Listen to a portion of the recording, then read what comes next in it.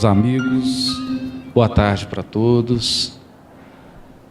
Inicialmente eu gostaria de agradecer o carinhoso convite da Rádio Fraternidade, que é uma instituição companheira e parceira que tem desenvolvido um trabalho que dispensa comentários. Transmite inúmeras palestras realizadas no mundo inteiro e tem representado um conforto, uma oportunidade de esclarecimento, de consolo para todos aqueles que ouvem essa rádio nos mais diversos pontos do planeta. O tema trazido para a nossa reflexão da tarde, e nós gostaríamos de conduzir essa fala como uma reflexão, apoiando-nos naqueles pontos fundamentais da doutrina espírita, tal como nos apresentou o codificador Allan Kardec, para planificar alguns raciocínios, para aperfeiçoar a nossa compreensão do que seja perdão e punição. É desnecessário dizer que nós já saímos daquela concepção do Deus da Idade Média. Então, aquele Deus que mais se assemelhava a um soberano feudal, sentado em um trono de barbas longas, definindo um rol de pecados e punindo todos aqueles que questionassem esse rol ou que se comportassem de modo contrário a esse rol, essa concepção atendeu a uma mentalidade, ela teve o seu momento histórico, mas naturalmente nós vivemos agora no século 21 e a mentalidade atual não comporta mais, ela exige reflexões mais maduras. E a doutrina espírita, codificada por Allan Kardec, antecipando-se a essa evolução do senso moral da humanidade, nos apresentou um conjunto de princípios que favorecem o nosso raciocínio. Foi por essa razão que na questão 13 Allan Kardec trabalhou de início os atributos da divindade. Atributos da divindade. Características que o Criador necessariamente precisa ter para que Ele seja o Criador. Para que Ele seja o Deus Todo-Poderoso que dirige a criação infinita. E dentre esses atributos, um deles é que Deus é imaterial.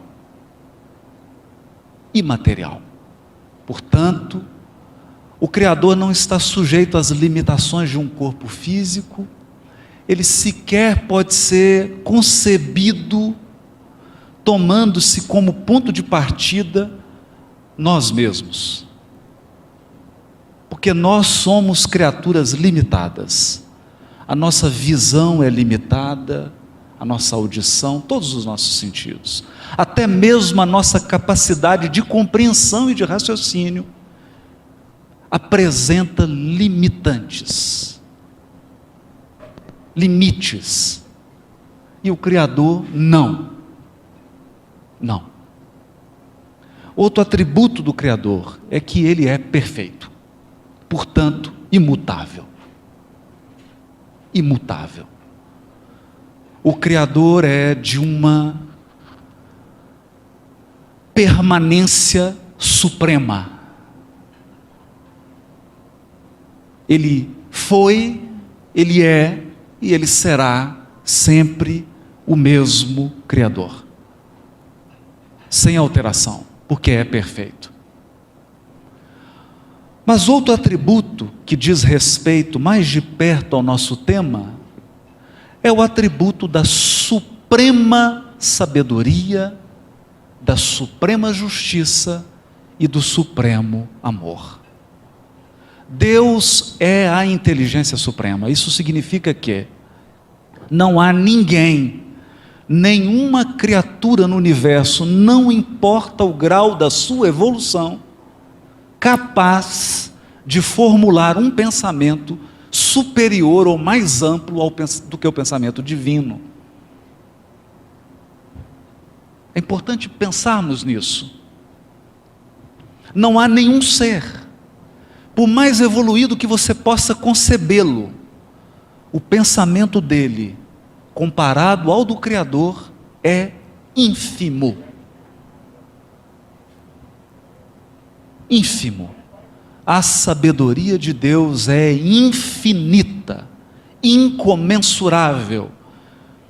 Quando eu digo incomensurável, significa que nós não podemos medir. É alguma coisa que pesa e nós não temos balança para pesar. É suprema sabedoria. E por ser suprema sabedoria, Deus sempre está nos surpreendendo. Porque os seus caminhos são insondáveis. Se eles fossem todos sondáveis, nós seríamos Deus. E tal qual a sua sabedoria, assim também é o seu amor. O amor de Deus é infinito. Infinito. Infinito e perfeito. Não está sujeito a nenhuma das paixões, a nenhuma das limitações, a nenhuma das inconstâncias que o nosso amor está sujeito. E a justiça divina é uma justiça tão soberana, tão suprema, que nós sequer somos capazes de avaliar. E quando nós usamos a palavra justiça, eu gostaria de salientar, e queria destacar alguns elementos da justiça divina, ou de qualquer justiça. Para que uma justiça seja justiça, ela precisa trabalhar com alguns elementos. O principal deles é a equidade.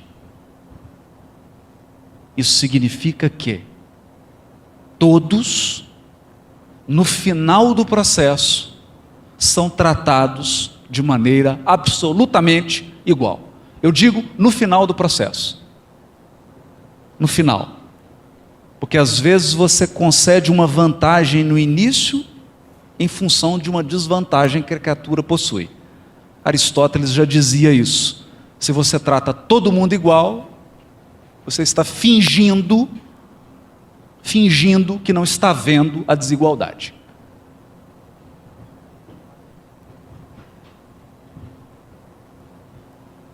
Então a verdadeira justiça, ela leva em conta inclusive a desigualdade, as limitações e as necessidades particulares. Por quê? Porque no final ela quer alcançar a equidade suprema e absoluta. Assim é a justiça divina. O equilíbrio, não há privilégio, não há protecionismo, não há ninguém melhor do que ninguém. Nenhum de nós aqui possui prerrogativas superiores. Se existem prerrogativas, elas são decorrentes da tarefa, da atividade conferida, e só podem ser utilizadas no limite do exercício da atividade. É bom entendermos isso, porque já salientava o Rossandro aqui na sua fala, principalmente quando nós atravessamos um período de intenso sofrimento na nossa vida, nós pedimos a Deus prerrogativas, privilégios, um tratamento diferenciado do tratamento que é oferecido a todos. E a justiça divina, naturalmente, não pode descer ao nosso nível e errar conosco. A justiça divina não erra conosco. Ela preside, soberana e justa. Então esses são os pontos que nós consideramos aqui o alicerce da conversa, porque essa conversa que teremos aqui, ela se dará com base na doutrina espírita, nos fundamentos do Espiritismo, tal qual codificado por Allan Kardec. Evidentemente que foi orientado pela pleiade do Espírito de verdade. Feitas essas observações iniciais, nós gostaríamos de comer esse mingau pela beirada. Sim, porque o tema é difícil. E meter a colher logo no meio do mingau vai queimar a nossa língua. Então a gente precisa fazer algumas considerações. Algumas considerações. A primeira delas, eu diria que é o mal do nosso tempo. O mal da nossa época. Toda época tem o seu mal. Aquela concepção que leva as criaturas para um abismo moral. Para uma queda vertiginosa, coletiva. E hoje, em plena transição planetária, nós particularmente acreditamos que a concepção que representa um mal do século é o relativismo moral. O relativismo moral. O que é isso? Você pergunta assim: fazer isso é certo ou errado? Aí a pessoa te pergunta: depende de quem faz. Como assim? Matar é certo ou errado? Não, depende. Depende de quem está matando. Como assim depende de quem está matando?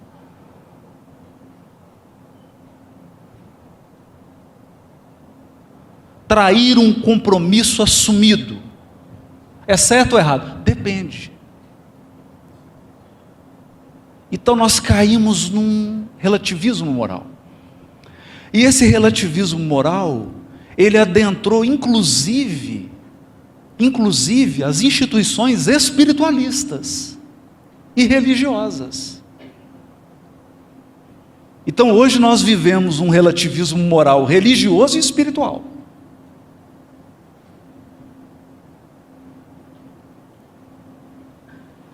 E mesmo na nossa família espírita, nós presenciamos, estamos vendo esse relativismo moral crescer, sustentado por argumentações que utilizam a própria codificação de Kardec. Então a pessoa diz assim: não, isso que eu estou fazendo é errado, mas eu posso fazer porque no meu nível evolutivo, isso não é tão errado assim.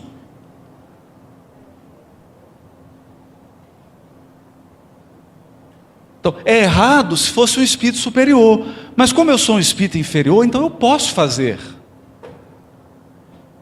Eu posso agir assim.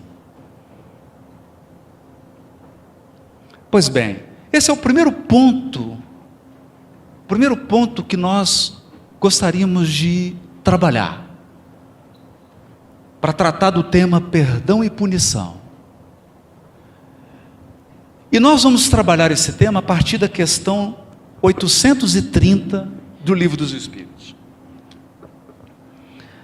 Na questão 830 do Livro dos Espíritos, Kardec vinha numa sequência indagando os espíritos sobre a escravidão. Não vamos falar sobre escravidão porque esse não é o tema.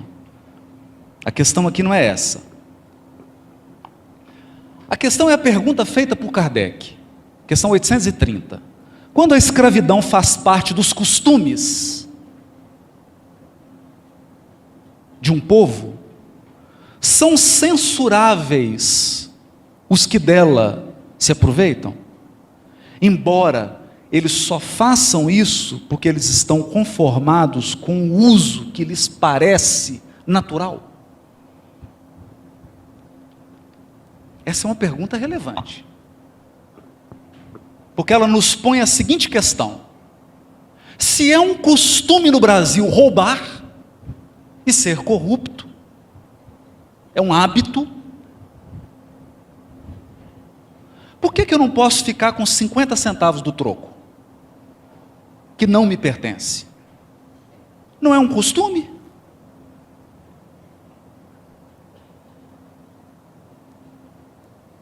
Entende? E aí eu justifico. Bom, na verdade, corrupção é quando você rouba mais de 1 milhão. Então, se eu roubar até 999 mil, não é corrupção. Portanto, corrupto só são algumas pessoas, não eu, que fiquei com 50 centavos que não me pertenciam. Entende? Então, não é corrupção furar a fila,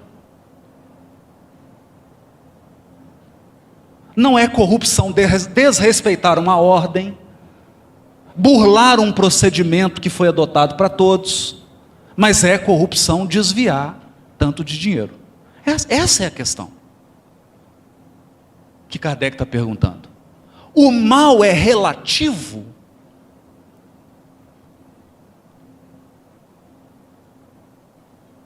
E os espíritos respondem: o mal é sempre o mal. E não há sofisma que faça se torne boa uma ação má.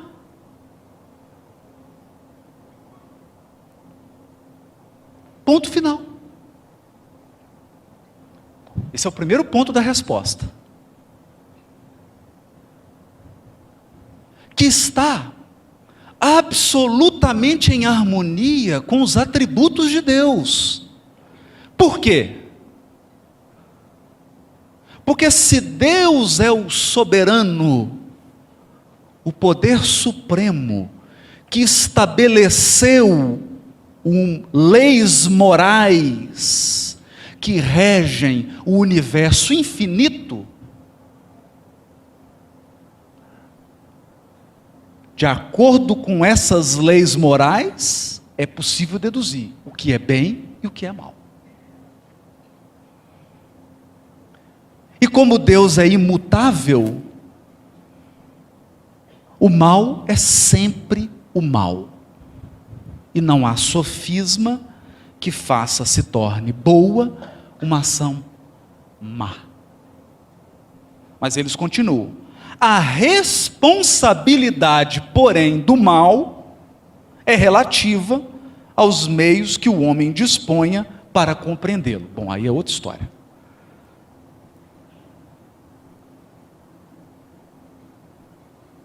Outra história. Então nós temos, a conduta é boa ou é má? Agora, o grau de responsabilidade, aí não tem jeito. Aí é outra história. Então, se entrar agora nesse ambiente, uma pessoa portadora de sofrimento mental, e me atirar uma pedra, uma fruta, sei lá, qualquer coisa, a conduta dele não é certa, mas a responsabilidade dele é reduzida, porque ele não está com o seu pleno juízo. A responsabilidade, a responsabilização. Mas nós gostamos dessa palavra aqui, responsabilização. Responsabilidade. porque ela nos faz entrar agora direto no tema. Nós não vamos, exceto para o centro do mingau, porque ainda está quente. Mas vamos avançar um pouquinho. Vamos avançar um pouquinho. Então, se alguém nos pergunta, estudando os atributos da divindade, estudando o que contém a codificação sobre o espírito, sobre a evolução espiritual, nós podemos dizer que há punição? Punir.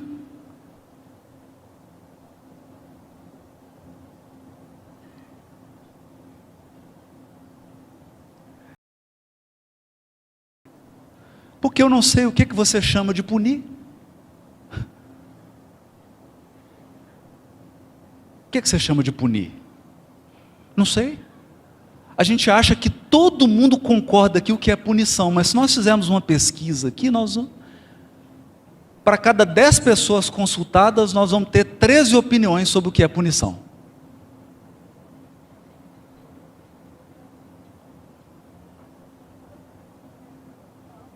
Olha que coisa curiosa. Eu ainda vindo para cá, são as sincronicidades da vida. Vi uma propaganda de um filme, porque muito bem feito, falando sobre o narcotráfico e não sei o quê. E tem um momento que tem uma fala de um ator principal do filme, e ele diz assim: essa questão do olho por olho é muito complicada. Nós temos que pensar muito sobre isso, porque ela vai produzir um mundo de cegos.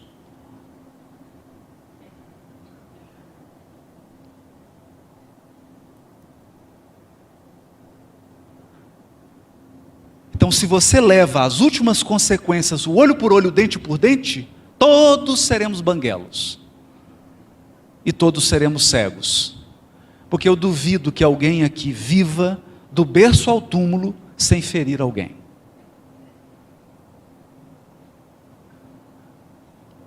Exceto, me perdoem, se tiver algum anjo aí sentado na cadeira e que eu desconheço. Também, o que um anjo está fazendo aqui assistindo palestra de Haroldo Dutra Dias? Mas se você for um ser humano, você não vai passar pela vida sem ferir e sem ser ferido. Portanto, não vai passar sem ficar cego e banguelo, em se aplicando o olho por olho e dente por dente. É claro que eu estou trabalhando com um conceito restrito de punição, que é, alguém fez um mal, e eu inflijo a ele um mal. Para quê? Não sei.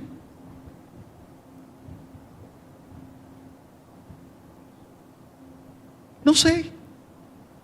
Onde que surgiu o olho por olho e dente por dente? Surgiu da seguinte maneira: alguém ia numa tribo vizinha e machucava o filho de alguém. A família dessa criança se reunia todos os guerreiros, invadia a outra tribo, matava quem feriu a criança e toda a família dele. Vocês acham isso proporcional? Isso é proporcional? Sim ou não? Não é proporcional. Correto? Nós concordamos. Mas pensa bem. Instituiu-se então um limite. Limite a quê? A vingança.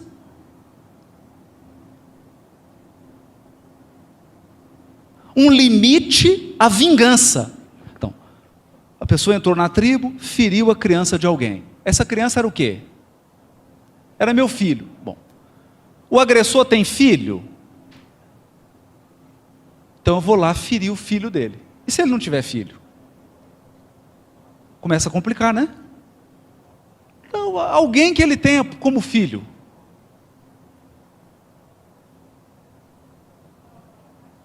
Parece justo? Para aquela época, é justo. Parecia justo. Parecia aos homens daquela época que é justo. Agora pensemos. Pensemos. Alguém fere o seu filho. Por favor, me respondam. O que vai anular essa ferida? Nada. Nada. Nada. Você ir lá e ferir o outro, vai diminuir a ferida do seu filho? Eu vou dar um exemplo mais concreto aqui. Um exemplo que acontece todos os dias. A pessoa sai inocentemente, porque tudo nós fazemos inocentemente. E bebe até ficar embriagada. E inocentemente ela pega o carro, porque inocentemente ela acha que vai dirigir bem. Inocentemente ela anda no triplo da velocidade. Inocentemente ela atropela um ciclista. Inocentemente o ciclista é um jovem de 22 anos, que desencarna.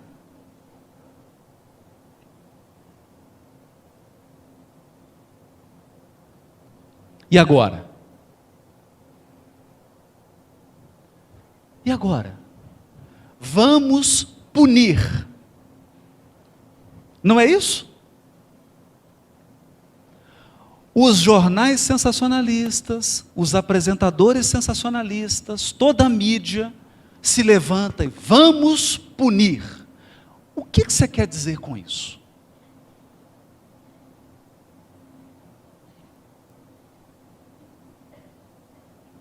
O que você quer dizer com isso? Que eu vou chegar para a mãe que perdeu um filho que estava andando de bicicleta, de 22 anos de idade, que estava na faculdade, que ela deu de mamar para ele, que ela viu os primeiros passos, que ela acompanhou. Você vai dizer para ela: mamãe, acabou a sua dor, porque eu vou punir o agressor.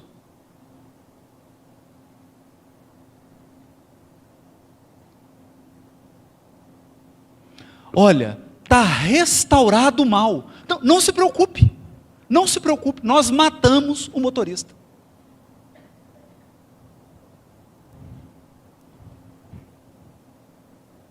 Aí a mãe vai dizer: nossa, eu estou tão aliviada agora, estou super aliviada, eu não tenho mais saudade do meu filho, a dor que eu tenho foi embora, porque o motorista foi morto. É assim?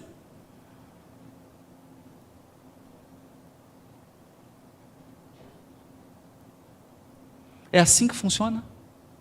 Não. Não.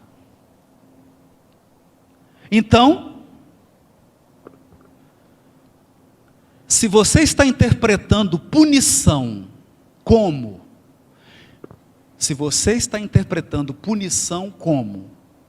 infligir ao agressor um mal idêntico ao que ele causou, eu te pergunto, qual a finalidade e o propósito disso? A resposta é simples: vingança. Essa é a finalidade. Segunda pergunta: qual o efeito? Qual a eficácia disso? Nenhuma. Nenhuma. Eu vou dar um exemplo mais tocante. Alguém te agride e você fica paraplégico.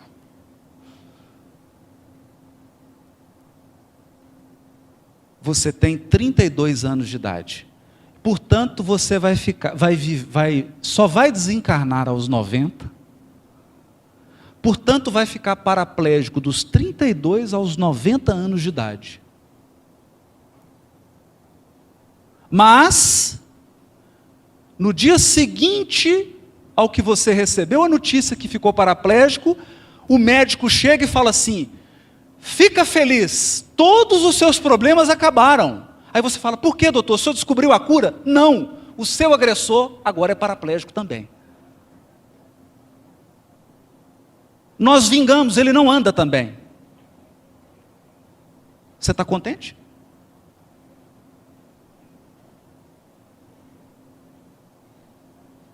Sim ou não? Mas por que não? É olho por olho, dente por dente. Você ficou paraplégico, ele ficou paraplégico.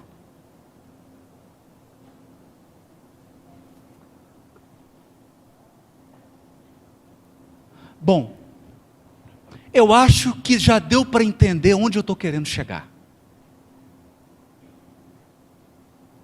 Onde eu estou querendo chegar?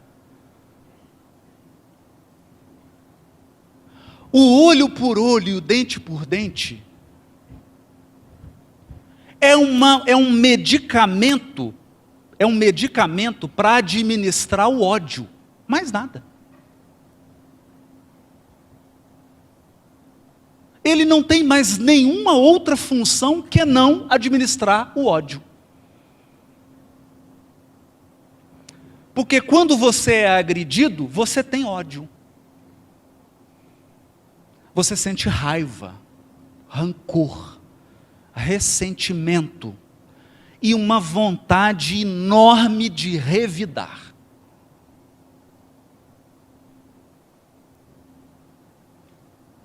Isso é natural, é o primeiro impulso que vem.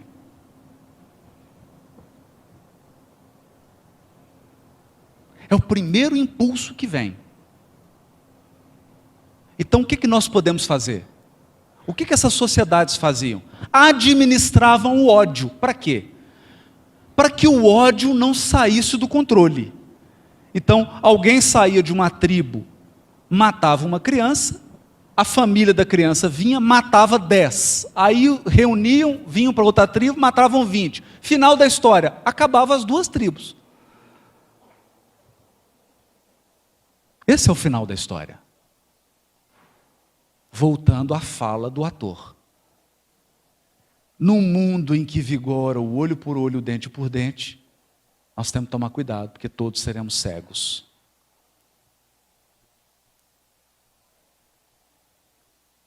A pergunta é: será que a justiça divina opera nessa lógica?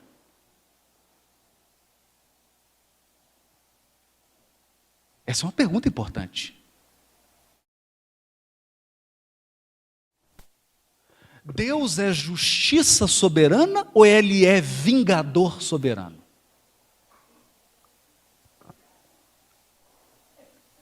Vamos deixar essa pergunta em aberto. Vamos deixá-la em aberto. Porque eu vou repetir essa pergunta de uma outra maneira. Deus pune? Não responda, vamos ver. O que você está chamando de punir? Arrancou o olho de alguém, então arranca o olho do outro? E o olho que foi arrancado aqui? Como é que faz com esse olho que foi arrancado?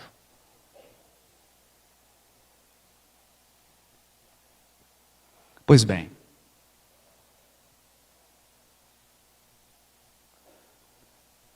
antes do século XVIII,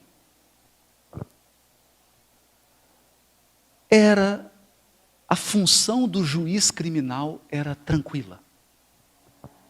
Era tranquila.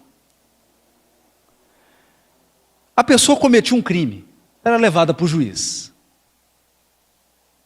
Então, como é que era o julgamento? Eles falavam assim, ó, joga a pessoa num tanque de água quente. Se ela sobreviver, ela é inocente. Se ela morrer, ela é culpada. Era simples. Não tinha, entende?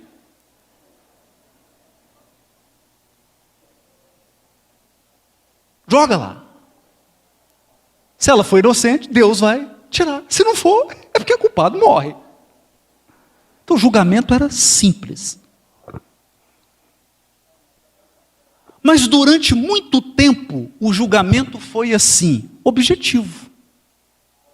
Objetivo. Claro, simples. Então aqui, retomando o tema do congresso,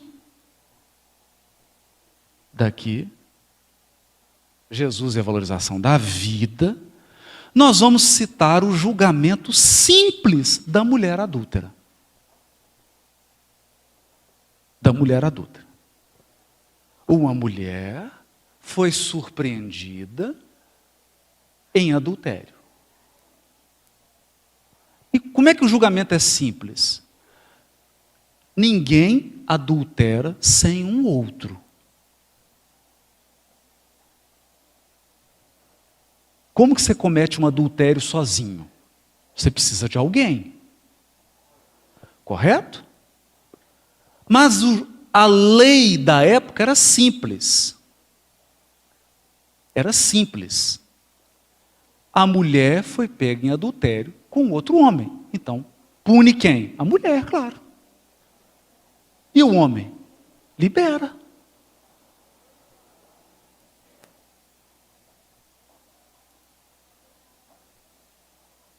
Razoável, né? As mulheres.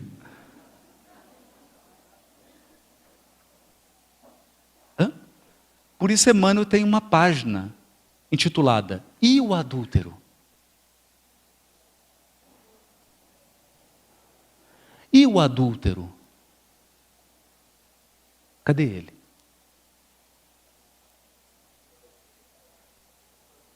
Então, quando Jesus diz assim para ela, eu também não a julgo, nós podemos interpretar se Jesus dissesse assim, eu não vou participar desse julgamento não, está tudo errado.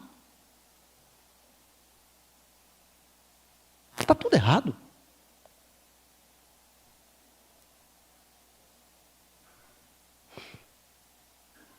Então levaram a mulher e vão fazer o quê? Apedreja. Mata.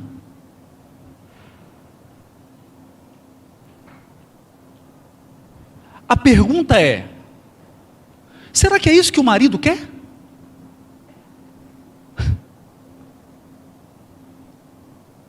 Ele já teve o sofrimento da traição.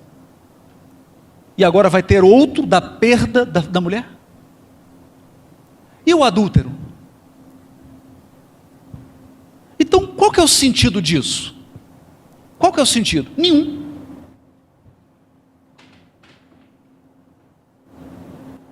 Mas o planeta evolui. E as inteligências superiores vão trazendo conteúdo para o nosso mundo, através da revelação e da encarnação de missionários, que vão trazendo novas ideias. E o direito penal, ele evoluiu. Ele evoluiu para qual conceito? Só há crime se antes você disse o que pode e o que não pode. Basicamente é o seguinte, eu não mudo o jogo depois que o jogo começou. Então você tem que saber previamente o que é certo e o que é errado. Por isso que a lei divina está na consciência. E por isso que ela é imutável e ela é eterna. Então não tem mudança no jogo. Não tem como você encontrar um espírito puro agora e ele virar para você e falar assim, olha, na época que eu evoluía e que eu estava no seu nível, isso aí era permitido na lei divina, mas hoje não é mais, porque mudou a regra. É igual a regra da aposentadoria. Teve uma mudança, aí Deus mudou, mas na minha época eu estava evoluindo. Não existe isso. A regra não muda. É o que os espíritos disseram para Kardec na questão 830. O bem é o bem, o mal é o mal.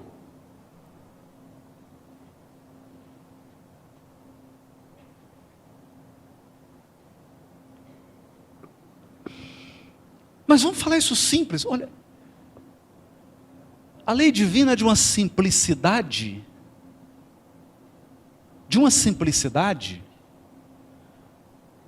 que nós podemos entender isso numa formulação que é muito genérica, que é o seguinte, você faz ao próximo aquilo que você gostaria que fizesse a você mesmo. Correto? Só que isso tem um problema.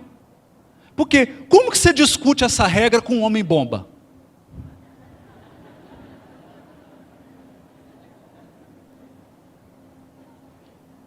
Você chega para ele e fala assim, faz comigo o que você gostaria que fosse feito com você. Ele começa a me encher de bomba.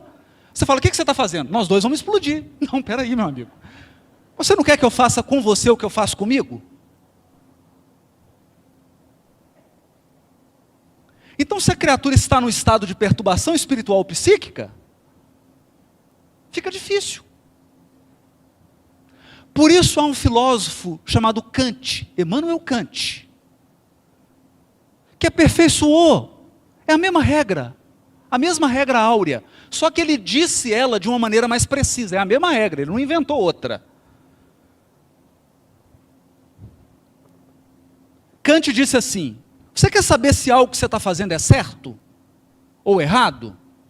Então pensa o seguinte: se todos os homens fizerem o que você está fazendo, vai ser bom ou ruim?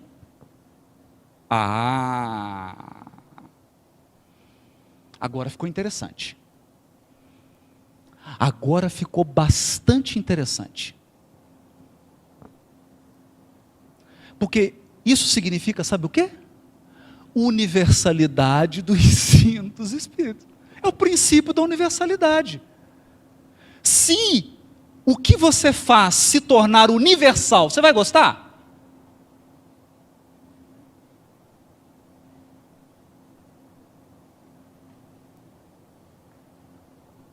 Então vamos lá. Olha, eu avancei o sinal vermelho, mas é só uma avançadinha. Ok. Toda a humanidade agora vai furar o sinal vermelho. E aí? Você acha que vai ficar bom? Vai ficar um caos. Vai ficar um caos. Vai ficar o caos. É por isso que no livro Ação e Reação, o ministro Sânzio, respondendo a Hilário Silva, diz assim: meu filho, sem entrar nos labirintos da filosofia, é simples definir o que é bem e o que é mal. O bem e o mal. Vamos começar pelo mal. O mal é tudo de bom só para você. E o bem é tudo de bom para todo mundo. Estou resumindo o que ele diz.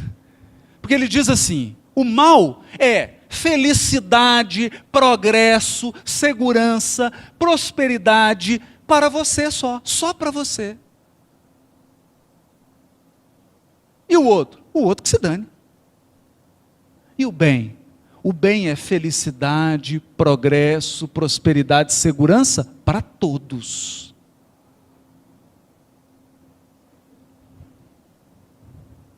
E aí ele ainda invoca um paradigma. É por isso que Jesus Cristo representa o máximo paradigma do bem na terra. Porque sempre pensou no bem do outro, ainda que fosse reservado a ele a incompreensão, a ingratidão, a cruz, a agressão.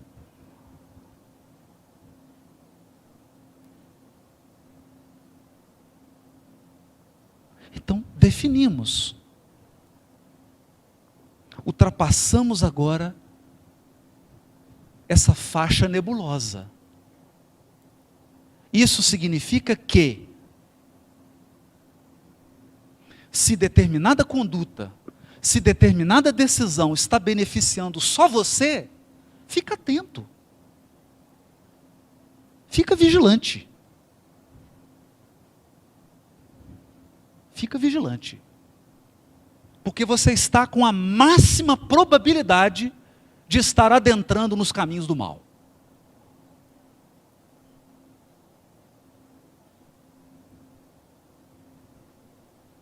Então, não há relativismo. O mal é o mal, o bem é o bem. E a responsabilidade? Agora vamos lá. Responsabilização. Aqui nós pedimos socorro a Emmanuel. Há uma obra de André Luiz dedicada ao centenário do Livro dos Espíritos. Ela foi psicografada, ela foi lançada no centenário. O centenário é mencionado no prefácio. E é importante ressaltar isso, porque Emmanuel, os espíritos que ditaram livros através de Chico Xavier, estavam sempre homenageando a codificação kardeciana. Sempre. Sempre. chegaram a produzir livros específicos para cada livro da codificação, e esse Ação e Reação, no centenário, embora não se dirija a um livro específico da codificação, ele homenageia o surgimento do Espiritismo, 100 anos de Espiritismo no mundo, que foi de 1957. E Emmanuel diz assim no prefácio do livro Ação e Reação, que aliás, os prefácios de Emmanuel são uma aula à parte. Ele diz assim, olha que curioso, von List, eminente criminalista dos tempos modernos, olha só, quando eu li isso aqui, eu falei, que coisa curiosa, Emmanuel está indo lá no direito penal, conhece o direito penal, está citando aqui um autor antigo do direito penal. Por que ele está fazendo isso numa obra chamada Ação e Reação? É um ponto que merece a nossa reflexão. Porque o benfeitor espiritual está nos conclamando a refletir. A refletir. Então, von List, eminente criminalista dos tempos modernos, observa que o Estado, em sua expressão de organismo superior, e excetuando-se, como é claro, os grupos criminosos que por vezes, transitoriamente, arrastam o Estado a funestos abusos de poder, então ele não está falando de abuso, ele está falando de um Estado num pleno e perfeito funcionamento, não prescinde da pena. Não prescinde da pena, a fim de sustentar a ordem jurídica. A necessidade de conservação do próprio Estado justifica a pena.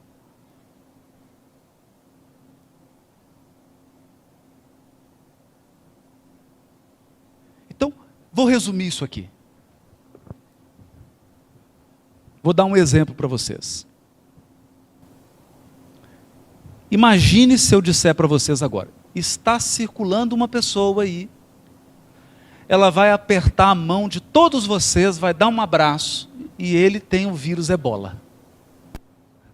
Vai ficar alguém aqui? Então, o que a gente faz?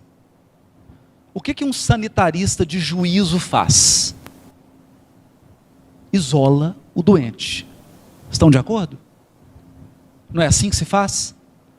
A pessoa entra no país, está suspeita com o vírus, isola e leva ela para um tratamento, correto?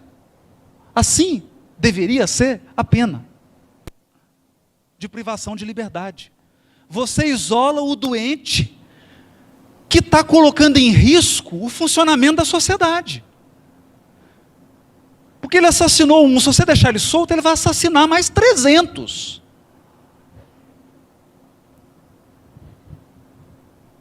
Então a função da pena é tratar, é isolar esse indivíduo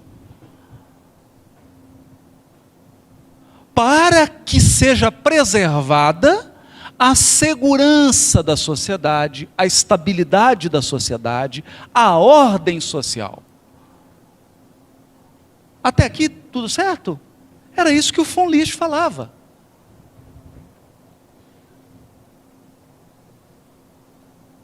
E nós temos que estar atento a isso. Nós temos que estar atento a isso. Por que certos espíritos ingressam numa reencarnação com profundas limitações?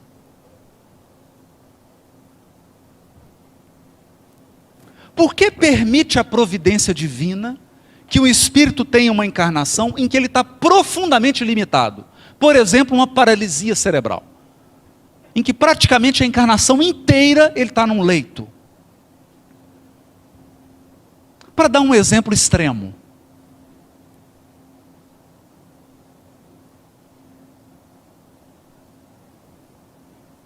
que tipo de medida foi aplicada pela sabedoria divina? Será que a sabedoria divina está punindo?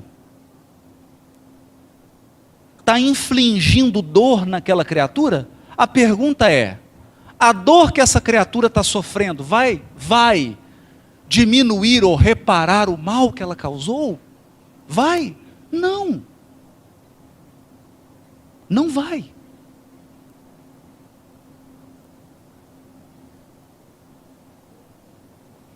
Então, na verdade, foi aplicada uma medida extrema para que aquela criatura não entre num círculo vicioso de prática do mal,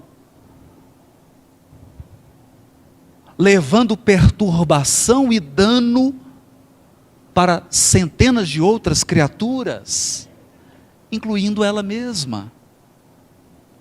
Então é um ponto que a gente tem que pensar. Não é? Só que Emmanuel prossegue. Emmanuel diz assim: André Luiz, contudo, faz-nos sentir que o Espiritismo revela uma concepção de justiça mais ampla. Mais ampla do que isso. Mais ampla. Por que mais ampla? Porque se nós formos no livro O Céu e o Inferno, no item chamado o Código Penal da Vida Futura. Por que Kardec deu o nome de Código Penal? Ele era contemporâneo ali, dessa turma, do von List.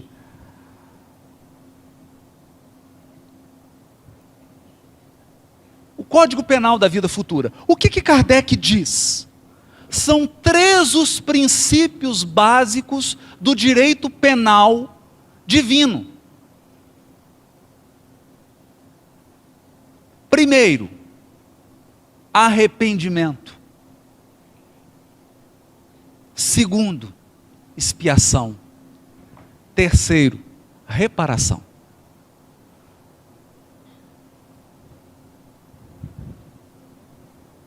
Olha, e é curioso que nós só falamos na expiação.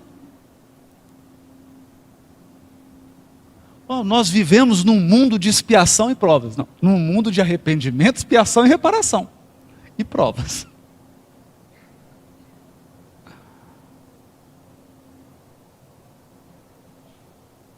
Por que 3 princípios? Então, é uma concepção mais ampla.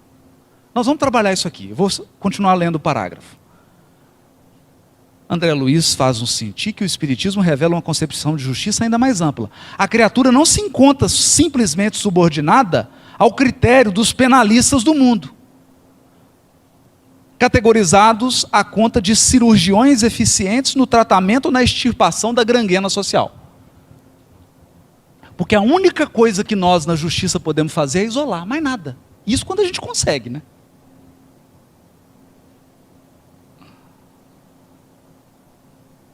Mais nada. Mais nada.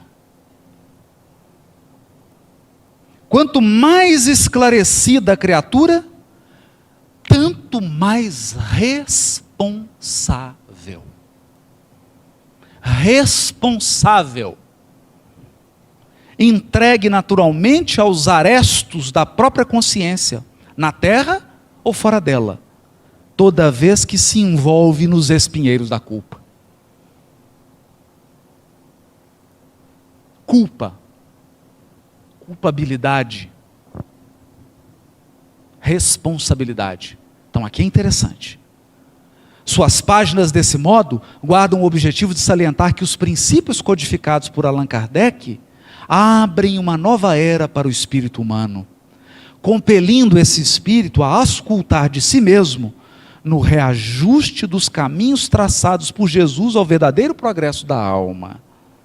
E explicam que o Espiritismo, por isso mesmo, é o disciplinador da nossa liberdade.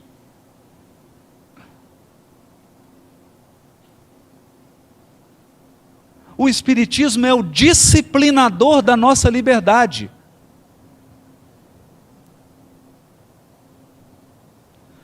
Porque a liberdade só traz benefícios se ela for disciplinada. Meu amigo, liberdade sem limites não é bom nem para a própria pessoa.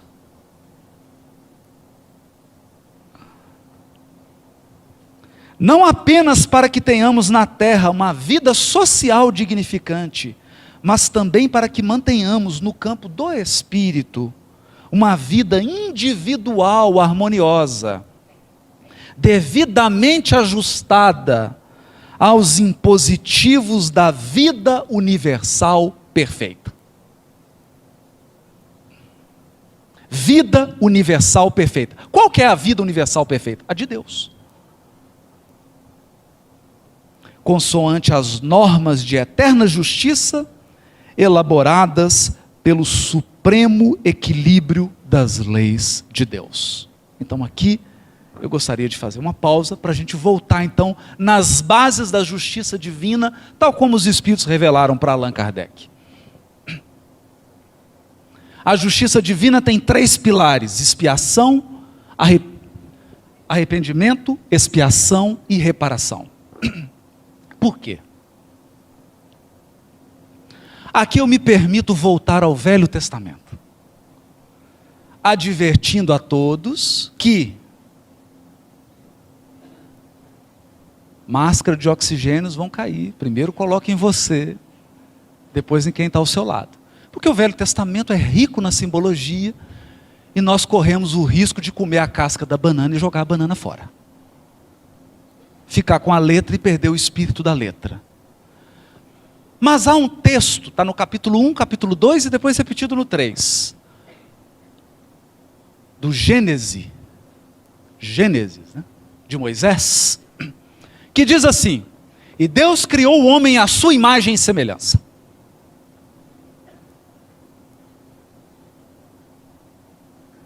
Então isso significa que há um projeto por trás. Há um projeto de ser humano. E o ser humano pleno, o ser humano verdadeiro, não é o que os gurus dizem,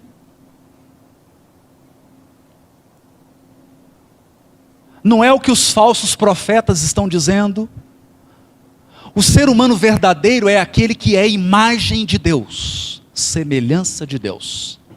Portanto, nós fomos criados para termos uma vida individual harmoniosa, devidamente ajustada aos impositivos da vida universal perfeita.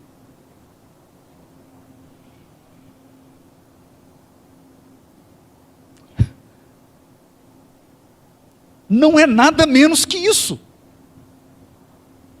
O propósito da tua criação é que para que você seja um ser humano perfeito, como é perfeito o vosso Pai que está nos céus.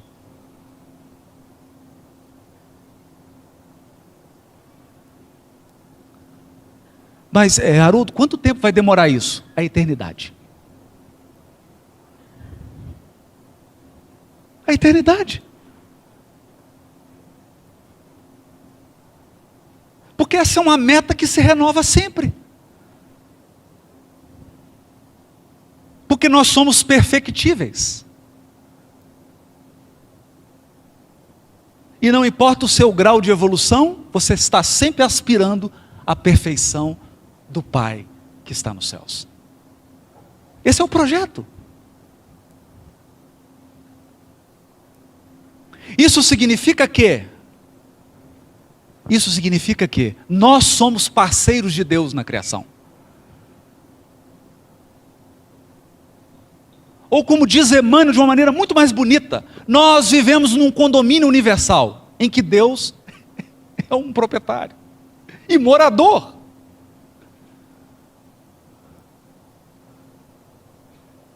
Em resumo, meu amigo, você mora num prédio, o dono dele é Deus, e quem fez a convenção de condomínio foi ele, e ele é seu vizinho.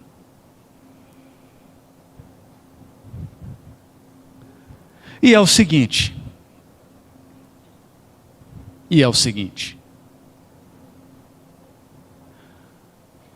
um fiel andou 50 quilômetros de jegue e chegou em Campina Grande.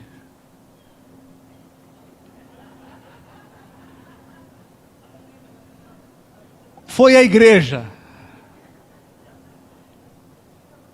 Quando ele desceu do jeguinho, ele disse: hoje eu estou com tanta fé, que eu não vou nem amarrar esse jegue. E entrou, encontrou com o padre, falou: padre, eu estou com tanta fé que eu nem amarrei meu jegue. E o padre falou: meu filho, volta lá e amarra teu jegue. Porque Deus não tem tempo para cuidar do jegue do outro. A piada é engraçada, mas significa o seguinte: nós somos parceiros de Deus na criação. Isso significa que, na tua esfera de atividade, Ele conta contigo para que a harmonia seja mantida.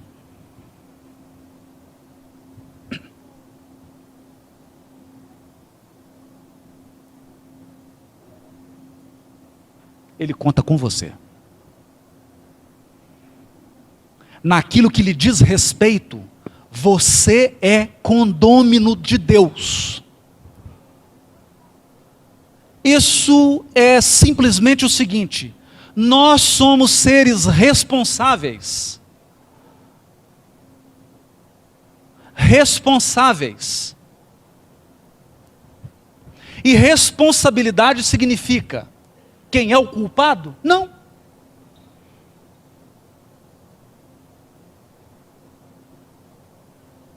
Não.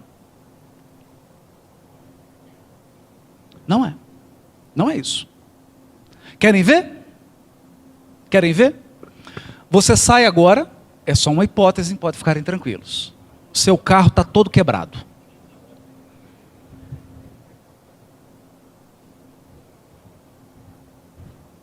E aí você pergunta: quem é o culpado? Eu falo: o culpado é esse doente psiquiátrico que fugiu do hospital agora, teve um surto, quebrou seu carro.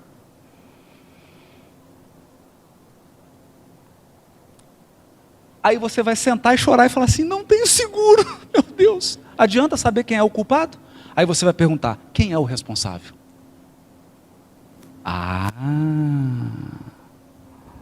Percebe? Por isso que na ponta do conceito de justiça divina do céu e do inferno está reparação. E responsabilidade tem a ver com quem vai reparar.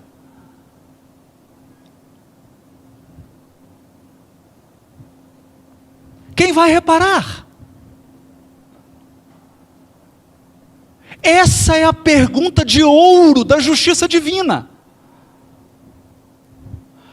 Eu quebrei as duas pernas do Rossandro, cortei os dois braços dele.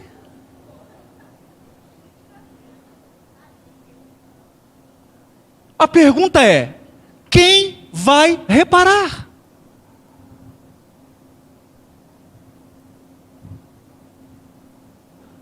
Ai, meu Deus, e agora? Eu não tinha pensado nisso. Quem vai reparar? Mas basta reparar?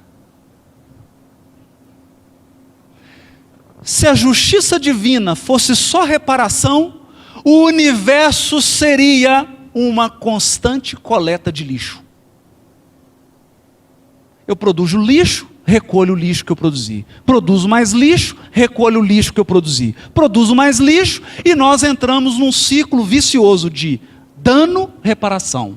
Dano, reparação. Dano, reparação. E aí? Quando que para isso? Nunca. Portanto, o primeiro alicerce da lei divina é arrependimento. O primeiro propósito da lei divina é que você se conscientize que não faça mais isso, pelo amor de Deus. Não faça mais isso.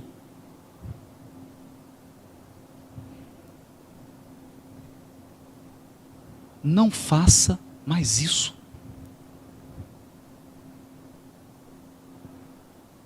Mas agora eu queria fazer uma pergunta para todos aqui encarnados e desencarnados.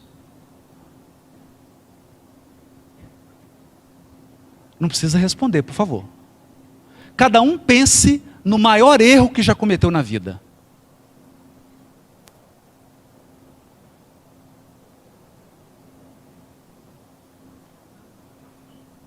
Eu vou te fazer uma pergunta. Você acha que é a primeira vez que você comete esse erro?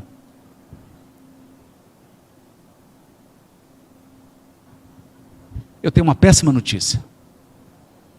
O seu anjo guardião está aí do lado, dizendo assim: puxa, A 30ª vez que ele comete isso.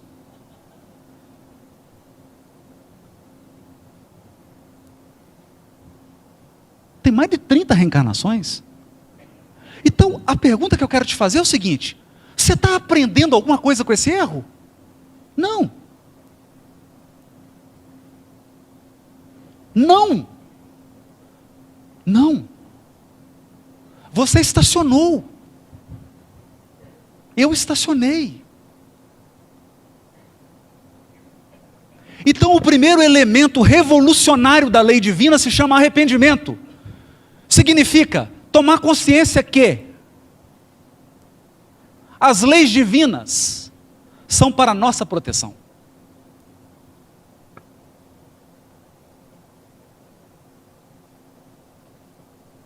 Arrepender-se significa: eu não quero mais isso.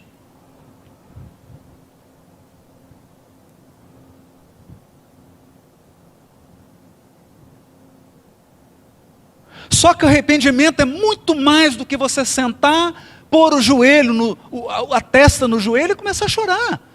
Porque o arrependimento significa abrir mão da sua rebeldia. Porque todos nós aqui acreditamos que somos mais inteligentes do que Deus.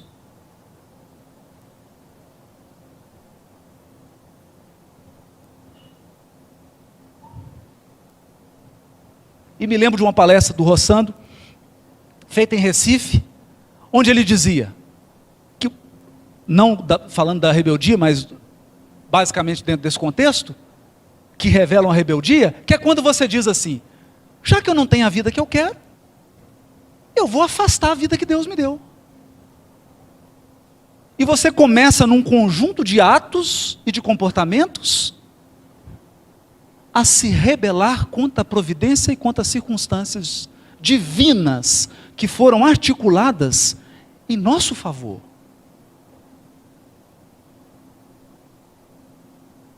Então, arrependimento tem a ver com abrir mão da rebeldia. Eu aceito. Eu aceito que o final da fila é aqui. O final é aqui.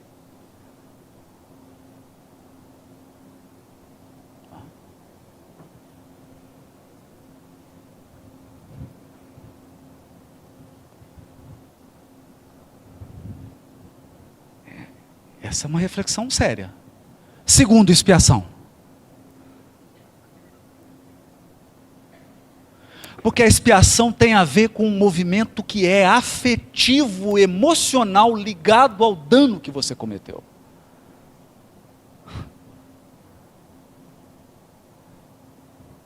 Isso é imponderável. Isso é imponderável. Por isso a justiça divina ela é tão sábia,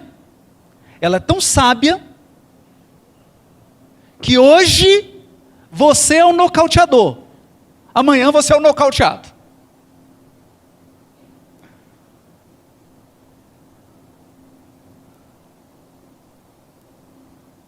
Porque uma coisa é você subir no ringue e nocautear 20. Outra coisa é você ser nocauteado. Nós nos lembramos aqui do célebre companheiro, né? Que quando estava prestes a ser nocauteado pela primeira vez, mordeu a orelha do adversário. Não aceitou. Porque nocautear é muito bom, não é? É bom, né? E ser nocauteado.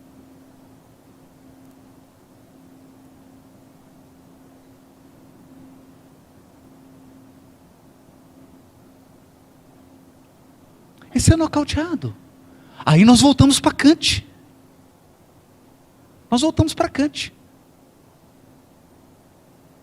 Eu causar um prejuízo financeiro a alguém,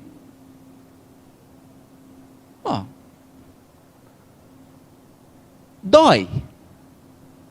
Doer não dói, né? Agora, sofrer um prejuízo financeiro, aí dói, né? Nossa, dói muito. Dói 100 vezes mais, não é?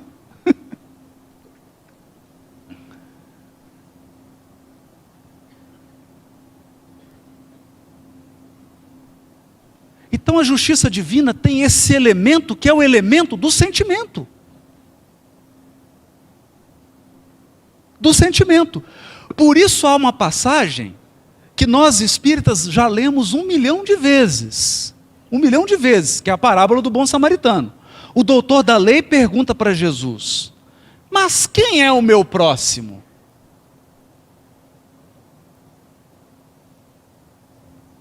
E Jesus conta uma história, e nessa história tem um anônimo. Um anônimo. Ele não tem nome, não tem roupa, não tem nada. Nós não temos nada sobre ele, a não ser que ele estava caído, semi-morto, inconsciente no chão, agredido. E aí Jesus devolve a pergunta para o doutor da lei: quem foi o próximo daquele que caiu? A pergunta é, quem é meu próximo? Depende, você está de pé ou está caído?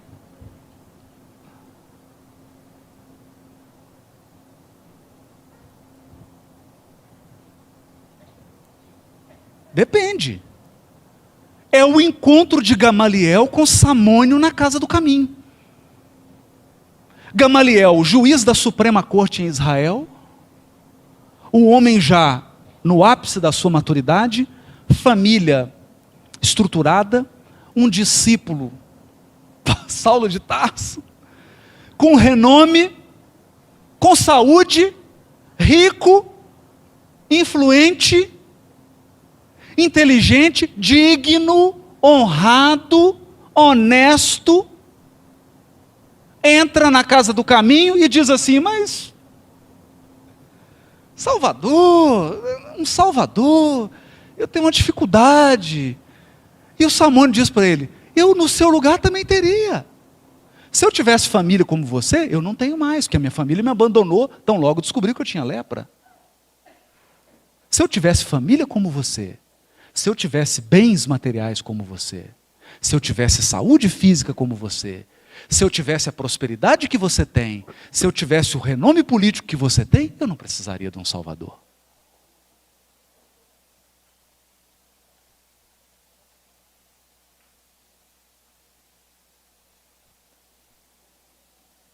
Entendem?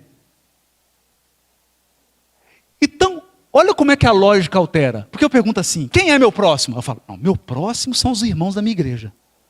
Eles são meu próximo. Ok, e você viaja de Uberlândia para Belo Horizonte, no meio da estrada, chovendo pedra, os 2 pneus furam, você está com criança pequena, numa estrada deserta, não tem ninguém,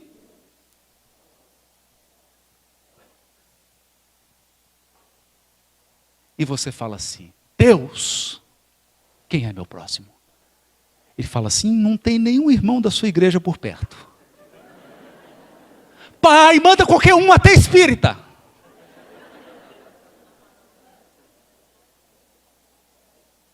Não é? Hã? Aí para alguém para ajudar, você fala assim: peraí, antes de você me ajudar, qual que é a sua opção sexual? Qual que é a sua crença religiosa? Qual que é a cor da sua pele? Você pergunta isso?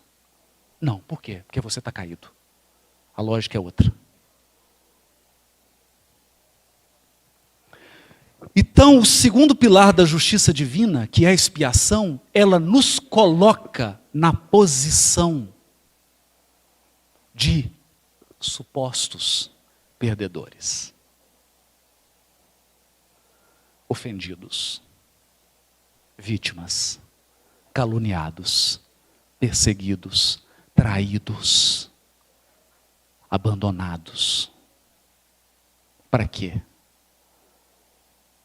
Para que você saiba o que é bater e o que é apanhar.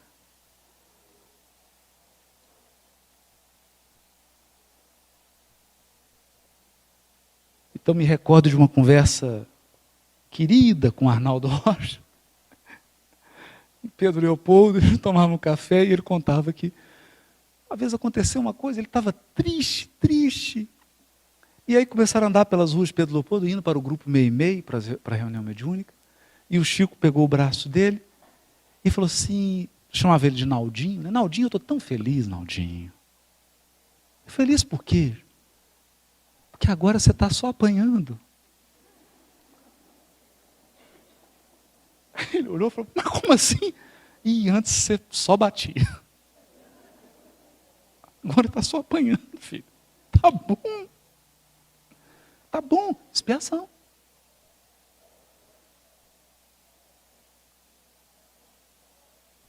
Porque quando você expia, você lembra de Kant.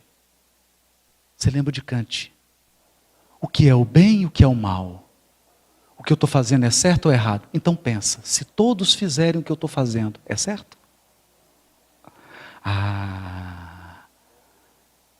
Acaba o relativismo moral na hora.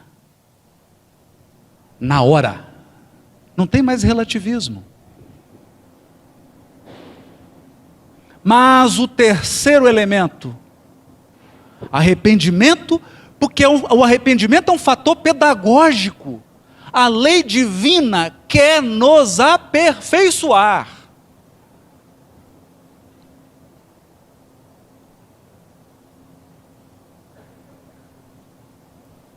Ela quer nos aperfeiçoar. Eu me lembro aqui de a cena é linda. Está no livro Libertação.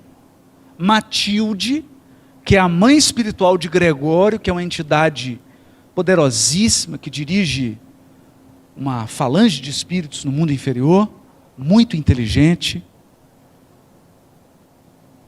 Ela diz, olha, chegou a hora de ajudá-lo. Chegou a hora de ajudá-lo porque há 70 anos eu tenho sentido uma pontinha de tédio nele. Tédio. E pela primeira vez, olha, eu vou repetir, porque isso eu gravei. Literalmente. E pela primeira vez, ele começa a duvidar da vitória definitiva do mal.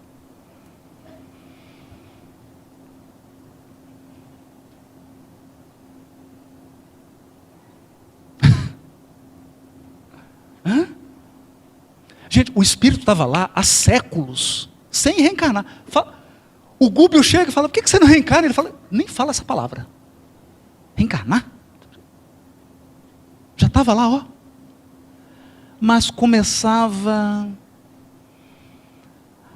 ele a ter dúvida de que o mal ia vencer.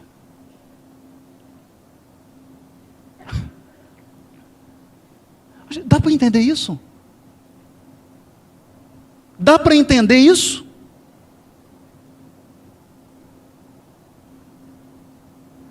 Você começar a ter... eu estou começando a ter uma dúvida aqui. Deus é todo poderoso, né?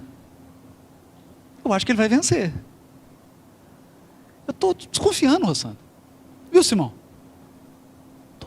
Eu não tenho certeza ainda, rapaz. Mas Ele é todo poderoso. Estou achando que Ele vai vencer.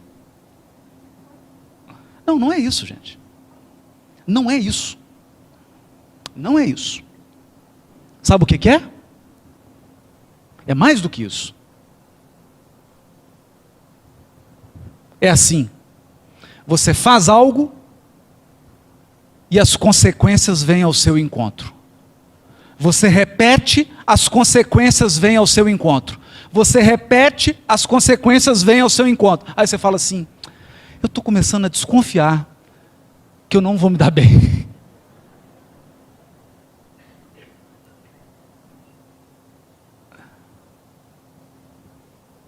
Entendem? É como aquela anedota. O sujeito andava por uma rodovia e ultrapassou na faixa contínua. Tão logo ele acabou a ultrapassagem, está o carro da polícia. Mandou ele parar. Parou. O guarda desceu. Ele olhou para o guarda e o guarda falou assim, meu senhor, o senhor não viu a faixa contínua? Ele falou assim, a faixa contínua eu vi, não vi, foi o senhor.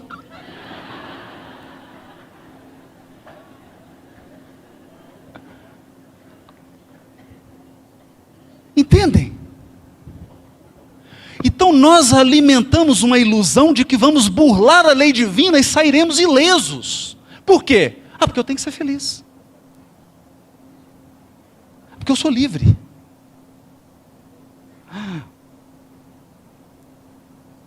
Mas tem um guarda. Tem. Onisciente. O arrependimento, então, é esse processo educativo.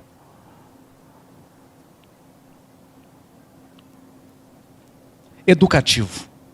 Quando você chega a uma conclusão, a justiça divina é tão soberana que 1000 vezes ser ofendido do que ofender. Segundo elemento, expiação, que é experimentar estar do outro lado.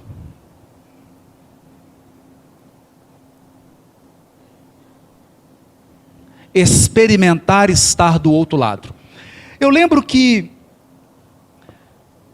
o Chico tinha uma sabedoria, porque conhecimento é uma coisa, sabedoria é outra. O conhecimento, ele é bastante quantitativo. Então tem pessoas que são enciclopédia, né? Hoje não está muito em moda, porque depois do Google, né? É bobagem você ficar com tanto conhecimento assim acumulado. Mas tem pessoas que são enciclopédicas. Então elas citam todas as questões de cor, tudo, não é? Sabedoria é diferente. Porque sabedoria é como você aplica o conhecimento na tua vida. Então perguntaram para o Chico sobre o aborto. Olha, e o Chico deu uma resposta que ele deu uma guinada de 180 graus. Ele saiu de um polo e foi para o outro. Porque perguntaram para o Chico assim, e sobre o aborto, é lícito fazer o aborto? Aí o que o Chico fez? Utilizando os princípios da lei divina, incluindo o princípio da expiação, ele falou assim, olha, eu fico muito feliz da minha mãe não ter me abortado. Embora fosse uma família pobre, mais um filho ali era mais um sacrifício, mais uma despesa, e ela não me abortou. Que bom, né? Porque nós não teríamos Chico Xavier.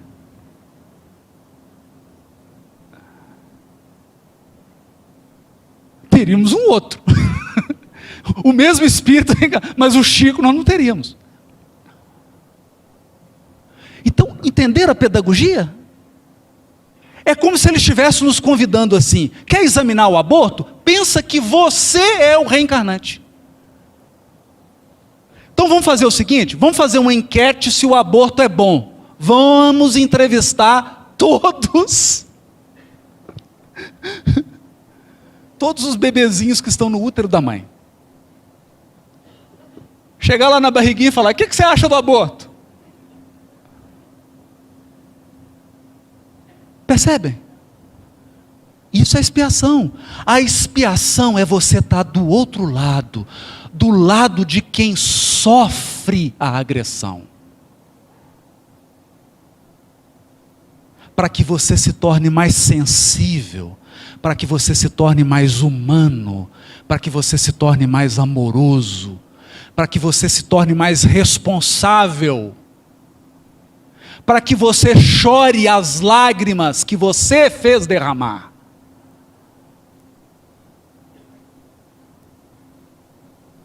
E sinta, para que você tenha compaixão. Compaixão é sentir com.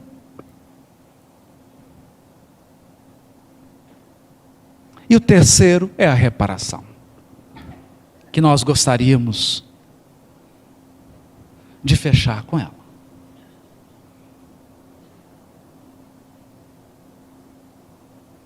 Fechar com a reparação para dizer o seguinte, agora nós já estamos no meio do mingau, já podemos pôr a colher no meio, sem medo de queimar a língua. É claro que a lei divina não pune, porque o propósito dela é educar o agressor, através do arrependimento e da expiação, e reparar o mal através da reparação. Punir por punir não tem eficácia nenhuma, sobretudo para quem foi agredido.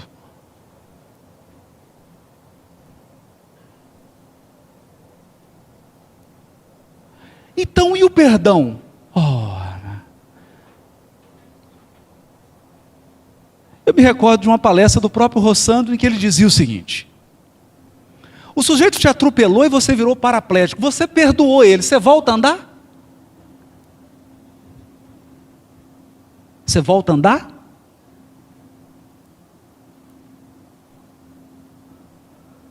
Então perdoar é esquecer o mal? Não, porque se você ficou paraplégico, todo dia você vai lembrar do mal.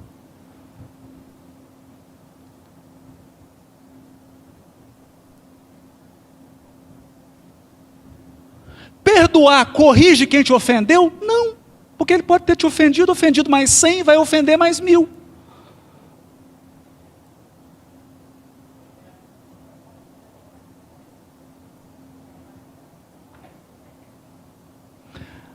Aí alguém vai baixar a cabeça e falar: sabia que esse negócio de perdão era furado. Então, o perdão tem qual objetivo?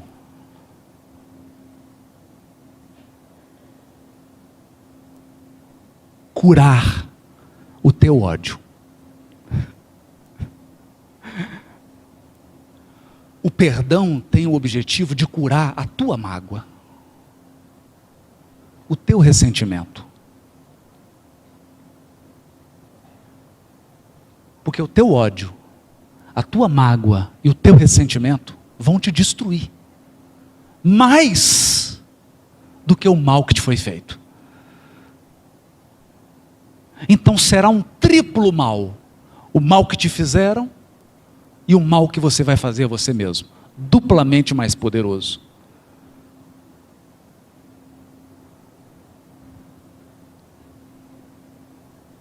Então a gente recebe os espíritos na reunião mediúnica e ele fala assim: eu odeio ele, eu vou destruí-lo. Ou quando não diz para a gente: eu vou te destruir, eu vou acabar com a sua vida. Fala assim: e há quanto tempo você está do meu lado? Tem 100 anos.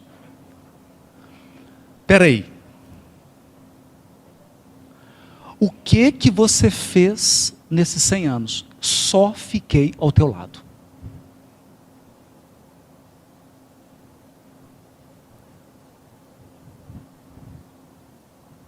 Percebe?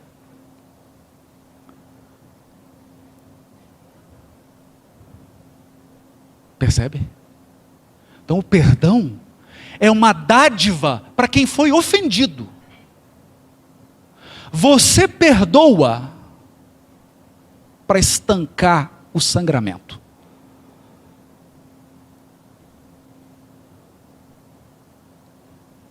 Não fecha a ferida, não cicatriza, não repara, não faz o outro que te agrediu arrepender, não muda a circunstância, mas garante que o mal cesse.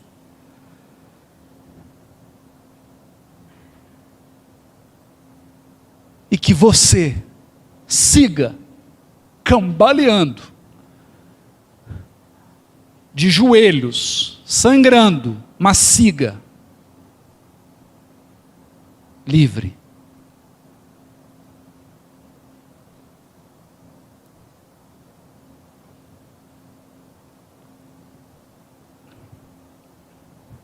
E a reparação?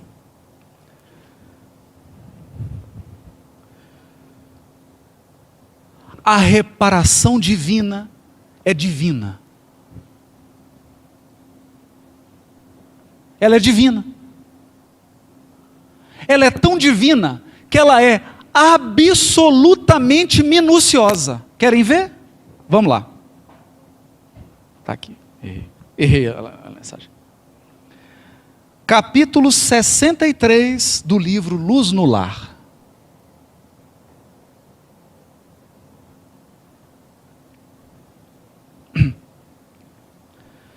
Só para a gente simplificar a leitura, eu vou dar um exemplo. Lembra daquele motorista, entende? Tirou a vida de um jovem, não sei o quê. O pai estava estudando com a vida cheia, tirou a vida. Tirou a vida. Aí vem a justiça divina e diz assim: você é o responsável, repara. Mas reparar como? Devolve a vida a ele. Aí, amigo, ele vem como teu filho. Ou enteado, ou enteada. Ou algum membro da parentela que você vai ter que cuidar.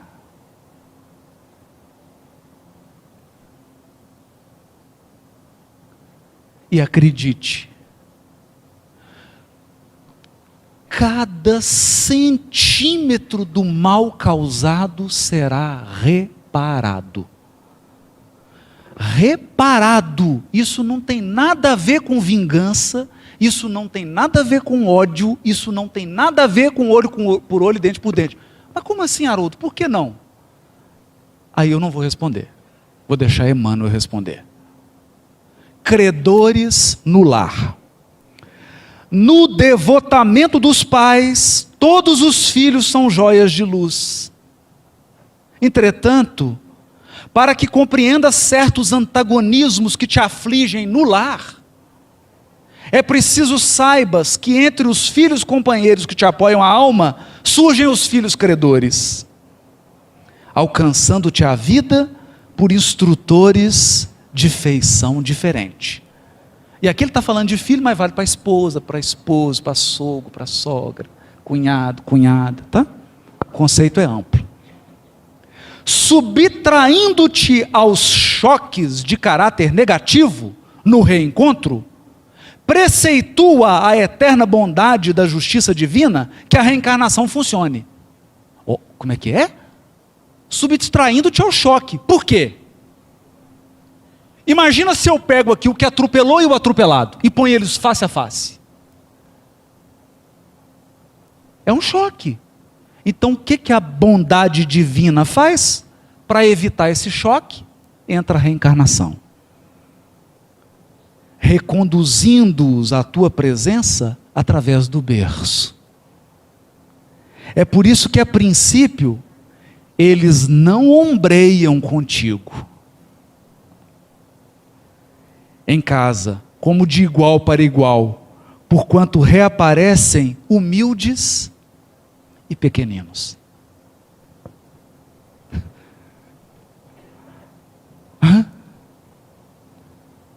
A bondade divina é tão grande que você é o agressor, mas quem você tem que reparar, vem pequenininho e humilde, para não te constranger.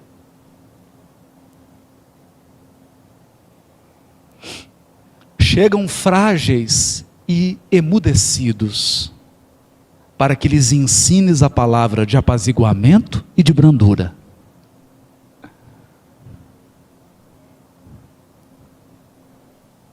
Ou seja, todas as chances estão sendo dadas para que a reparação se dê no amor, na brandura. Não te rogam a liquidação de débitos na intimidade do gabinete, e sim procuram-te o colo para a nova fase de entendimento. Ele não chega lá no gabinete, vem cá, paga minhas promissórias aqui. Não. Você tem uma nova oportunidade de entendimento. Respiram-te o hálito e escoram-se em tuas mãos, instalando-se em teus passos para a transfiguração do próprio destino. Transfiguração do destino. A justiça divina quer nos transfigurar. Ela quer que você seja outra pessoa. Ela quer te iluminar. Embora desarmados, controlam-te os sentimentos. Não obstante dependerem de ti, alteram-te as decisões com um simples olhar. De doces numes do carinho, passam com o tempo à condição de examinadores constantes da tua estrada. Governam-te os impulsos, fiscalizam-te os gestos, observam-te as companhias e exigem-te as horas. Reaprendem na escola do mundo com o teu amparo. Todavia, à medida que se desenvolvem no conhecimento superior, transformam-se em inspetores intransigentes do teu grau de instrução. Muitas vezes choras e sofres, tentando adivinhar-lhes os pensamentos, para que te percebam os testemunhos de amor. Calas os próprios sonhos para que os sonhos deles se realizem. Apagas-te a pouco e pouco para que julguem em teu lugar. Recebes todas as dores que te impõem a alma, com sorrisos nos lábios, conquanto te amarfanhem o coração. E nunca possuis o bastante para brilhantar-lhes a existência, de vez que tudo que lhes dás de ti mesmo, sem faturas de serviço e sem notas de pagamento, não tem o reconhecimento. Quando te veja diante dos filhos crescidos e lúcidos, erguidos à condição de dolorosos problemas do espírito, recorda que são eles credores do passado, a te pedirem o resgate de velhas contas. Busca auxiliá-los e sustentá-los com abnegação e ternura, ainda que isso te custe todos os sacrifícios, porque no justo instante em que a consciência te afirme tudo haveres efetuado para enriquecê-los de educação e trabalho, dignidade e alegria, terás conquistado em silêncio o luminoso certificado de tua própria libertação. Isso vale para esposo, para esposa, para todo mundo, para todos os nossos vínculos. Eles chegam de mansinho, no carinho, não é assim?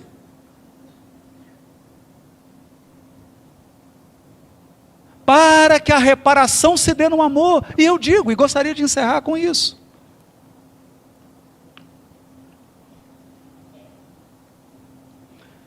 Quando Jesus nos diz que o amor cobre a multidão dos pecados, não é para nos dizer que nós seremos isentados da responsabilidade de reparar o mal. Não é isso. O que Jesus está querendo nos dizer é: você pode reparar com violência, com sofrimento, com ódio, com agressão, com guerra, com revolta, ou pode reparar com amor, com resignação, com trabalho, com aceitação, com brandura, com perdão. Com perdão.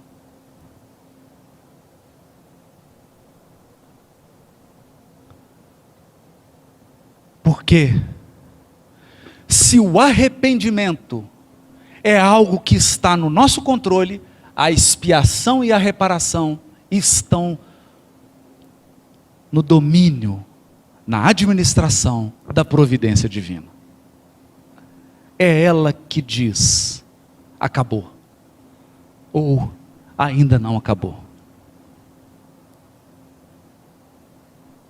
Por essa razão, nós temos um capítulo no livro Ação e Reação chamado Dívida Agravada, que é de um companheiro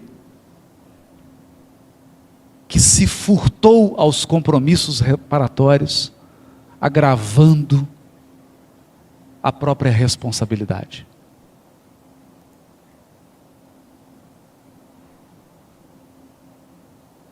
De modo que, se Jesus veio para que tenhamos vida em abundância, é bom entendermos esses mecanismos doces, sábios e suaves da lei divina, para que a gente não se transforme em um combatente que luta contra o próprio Todo-Poderoso,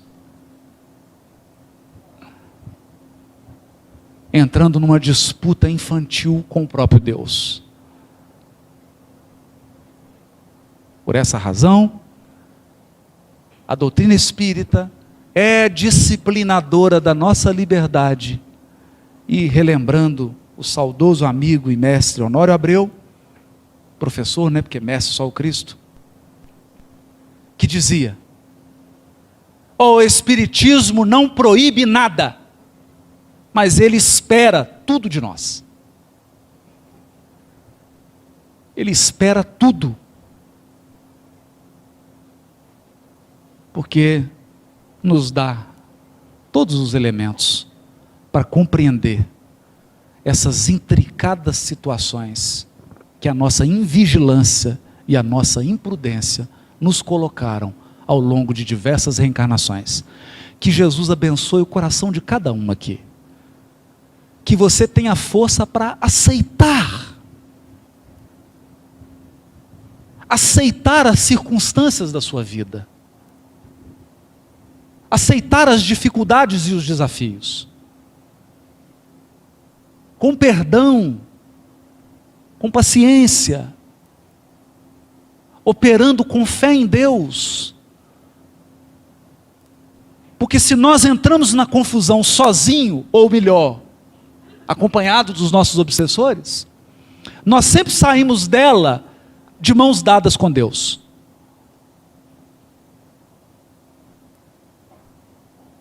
E é o que eu desejo, e é a minha oração para todos nós aqui. Que Deus nos dê as mãos, que Jesus nos sustente, que a gente saia vitorioso, ferido, mas com a consciência tranquila de que reparamos. Muito obrigado.